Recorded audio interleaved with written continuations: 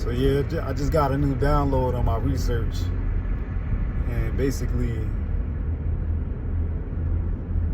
the mind is essentially, or at least it operates like an organ, and organs operate like machines.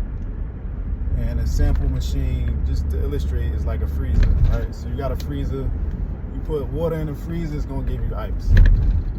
No matter what you really put in the freezer has one function, and that's to make, whatever it is, cold. Hence the name. So if you put cat piss in the freezer, you still gonna get cat piss cubes. You could put a Snickers in the freezer, you're gonna get a frozen Snickers. You know what I'm saying? Like, it's the freezer itself does not distinguish between or discriminate between one thing or the next. All it does is freeze. And in a similar way, from my understanding, like your stomach, or let's say your stomach, I wonder, does the stomach distinguish? My thinking is that the stomach doesn't actually distinguish between the different foods that you eat at that level. I'm thinking the stomach's role is just break it down. Like, stuff comes in, put some acid on it, break it down. And then there's probably other body parts that's their job to like decipher between the carbon and the oxygen and the nitrogen that's within the food. So like, even if it's not down to a physical level like that, or like a molecular level, even like separating like the sugars from the fats, from the different vitamins and nutrients and things like that.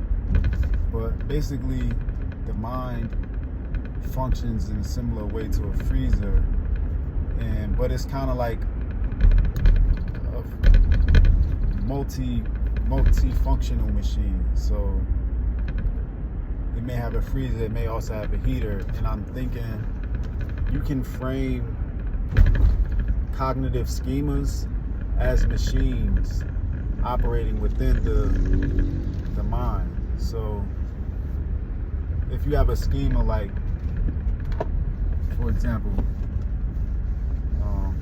the world is dangerous, then all of the information that I'm getting, all my experiences, is going to be filtered through that schema. That schema is not discriminating the same way the freezer is not going to discriminate. The schema is not going to discriminate between this situation and that. That would take a user, like an active user, which would be me as a soul, to become aware of like, oh, yeah, I put cat piss in the freezer, I got cat piss cubes. Like, if I'm not aware of it and it's just going to freezer, I'm just thinking it's regular ice. And so, in a similar way, schemas basically filter information. And people get in the habits of filtering information in particular ways, and that creates this feedback loop of getting information, filtering it, developing like beliefs and assumptions. Like, you kind of reinforce your schema. That's the whole underpinning of CBT. It's like there's this feedback loop that you want to interrupt. The second thing I was thinking of was like, in terms of imagery, you can think of, how you go in them government buildings and you gotta like take your phone out your pocket, go through the metal detector, use that machine, all of that. That's at the door, right? So that is a filter. In that way, it's kind of the exact opposite. Whereas the freezer doesn't discriminate at all, that like metal detector and everything discriminates, like it discriminates, and that's the point. And so the mind also, in terms of imagery, if you think of like your mental and emotional intrapsychic world, your intrapsychic infrastructure, let's think of it kind of like in terms of a house. So within your mind, there's this house. And the house can have as many doors, as many floors, as many rooms as you want it to. But let's just say, for the sake of this example, there's a front door. And the front door is things that I consciously attend to, right? So I may set a schema at the front door, or like put how they put like the metal detector in the guards or the police or whoever at that front door, guarding the entrance into my mind. So as information's coming in, I'm not letting no weapons in here. You get what I'm saying? I'm not letting nothing crazy, nothing I don't want in here to be in here. And so, in that way, schemas are filtering the information, but we want it to. And in that way, the schemas operating more like a metal detector than a freezer, you know? And in keeping with the image of like this house in the mind, you can have other doors that have different levels of security. For example, like your conscious attention may elicit a certain amount of security related to, you know, just neuroanatomy, neurophysiology, like what areas of the brain are activated when you consciously attend to something versus when it's like subverted or subliminal. Now, the subliminal messages and things like that are going to come in through some door. Maybe it's a side door, a window, a back door, whatever. Now, depending on your security level at those placements where that information is coming in, that's going to affect how that information is filtered, if at all. And that's important because it highlights the significance, or like the difference, or at least potential difference, that awareness can make. Because if I'm aware that, oh, why it's cold in the house? Oh, it's a draft at the window. Oh, let me insulate the window more. So now I know where the cold air coming in. Now I know why it's that chill on the house. Or now I know like where these negative views of black people coming from. Oh, snap! It's the music. I'm listening to music talking about, oh, kill that nigga and da-da-da-da. Like, I'm listening to this over and over again. That's just seeping in through the window. Whereas consciously, I might deny, like, yeah, I ain't out here saying, oh, I hate niggas, da-da-da. But if I'm not paying attention to the window, low key, I am actually participating. Like, I'm actually absorbing, you know, my house, my mental and emotional intrapsychic infrastructure is being infiltrated. And I think that goes into like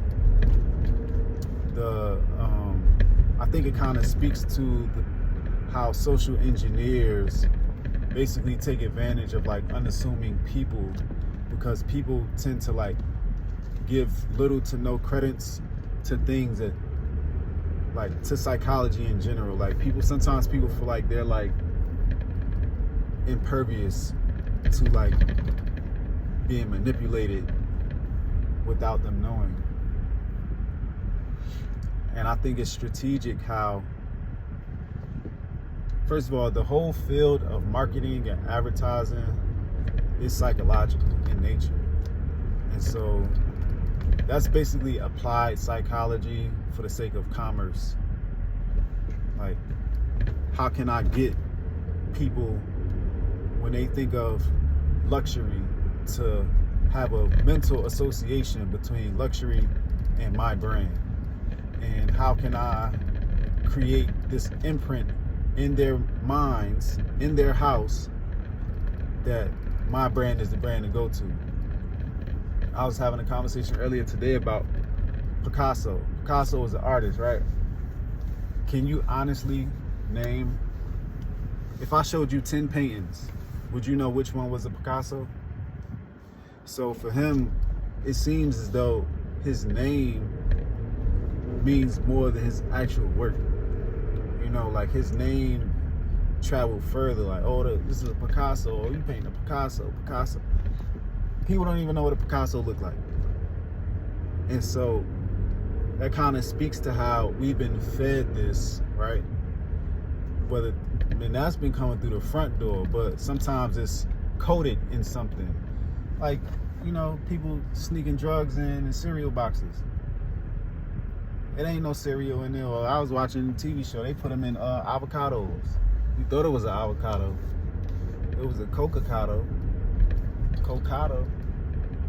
You know? And I think it's important, lastly, to use real life examples to illustrate the mind, because the real life examples come from somebody's mind. You know, that's a feedback loop. Like one leads to the other, which leads back to the origins. It's just back and forth. And so I've almost arrived at my destination, but that's just what I wanted to document. Just understanding the mental and emotional and intrapsychic infrastructure as a house. And that house is basically houses the soul. When we talk about like this being like a physical vessel for the soul, within the physical vessel that the soul is residing in, the soul has to create some way to interact with the world, to manipulate the environment, and to, you know, be mobile, or to mobilize. And, you know, we create minds as a result, you know, of the need. And I guess that's an arguable point, because everybody's mind is unique in its own right.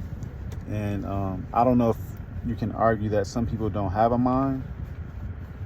I'm not sure how that could be proven, whether they did or did not. But I say all that to say the imagery is important, and the mind is a machine too. Just like livers, pancreas, heart, lungs. The mind is a machine, but it also has the potential to be subdivided into smaller machines. And so, but I guess the division or the setup of it kind of speaks to that person's infrastructure, because some people may conceptualize having one single machine. Some people may conceptualize having 50. I'm not saying everybody has to have the same one. We don't have to standardize that. It's going to be unique to each person. And this is related to my research on psychological adaptation, because it's further elucidating to me, and it's highlighting, I guess, the importance of imagery, as well as, you know, that metaphor of the mind being a machine, but also the me being a house. When we think of infrastructure, think of like scaffolding, and like how the infrastructure affects the function and the abilities, the capacity. You know, certain houses can't have a pool inside. Why? Because the way it's built, you would have to tear that joint down to make space to accommodate that. Certain houses can't have certain features just based off how the structure is built. And in a similar way, you could argue that people believe what they can, not what they want to. Like, people believe what they have a capacity to believe, or at least that's a sufficient, maybe even, no, that's necessary, that they have a capacity to believe it. Now, they may choose to not, because you can choose to not believe something that you could believe, but you can't choose to not believe something that you can't believe because you couldn't believe it if you wanted to. There's no choice. You know, that it's kind of decided on your behalf just based off your capabilities. And that also speaks to the overlap between academics and mental health, because they're both working with the mind. I mean, a school psychologist and a psychologist, or school counselor, a school counselor and a counselor, our training is very similar. There's differences in terms of politics and like jurisdiction and stuff like that, but we take the same classes, a lot of them, and there's a lot of overlap. You're still working with the brain, you're still working with the mind, you're still working with how this soul has adapted to their environment and what they've built intrapsychically to help them survive and to accommodate the adaptation. And that's basically what I'm studying, like how the accommodation impacts quality of life and the results that that person gets, and then looking at people that have accommodated their lives in particular ways through the components of the accommodation, or even like the composite of the accommodation, and seeing like if we group people